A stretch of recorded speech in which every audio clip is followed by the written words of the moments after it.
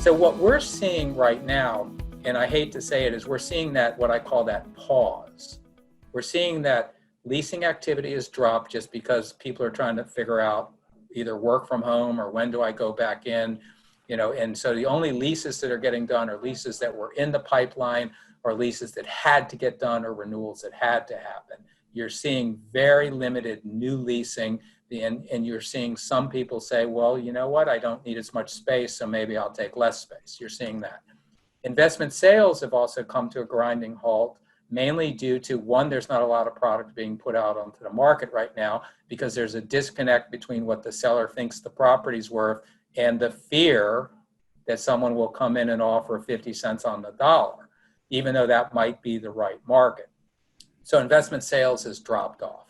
And then it depends. We did have one transaction that we did recently that was with a large retailer that made a decision to sell their industrial distribution building on a sale leaseback in order to raise cash. So there are unique deals that are happening too. So it just depends. And then we are seeing some depressed real estate come out.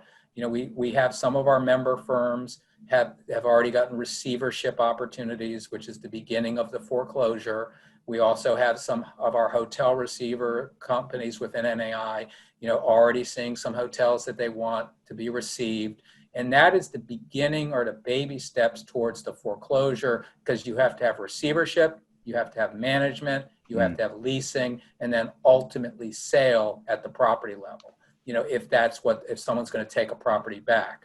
We have had lots of people also contact us about potential note sales, and we've been contacting a lot of banks talking about that. Buyers or sellers on notes? Oh, I'd say it's 20-1 buyers. 20-1. Now, we tend to not do a lot of work on the buy side.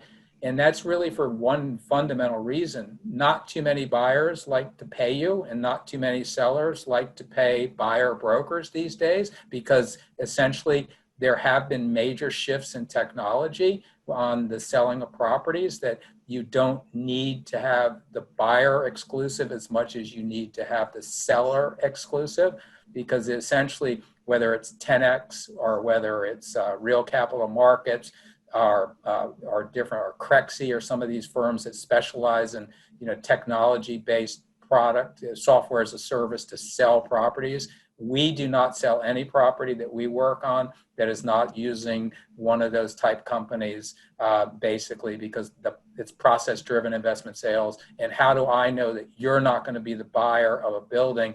And as long as it gets in front of you, you could end up buying something in New York. I have no way of knowing you. Just because you're in California doesn't mean you wouldn't consider it. So that's the big area. But I'd say it's 20-1 people that want to buy versus people that want to sell right now.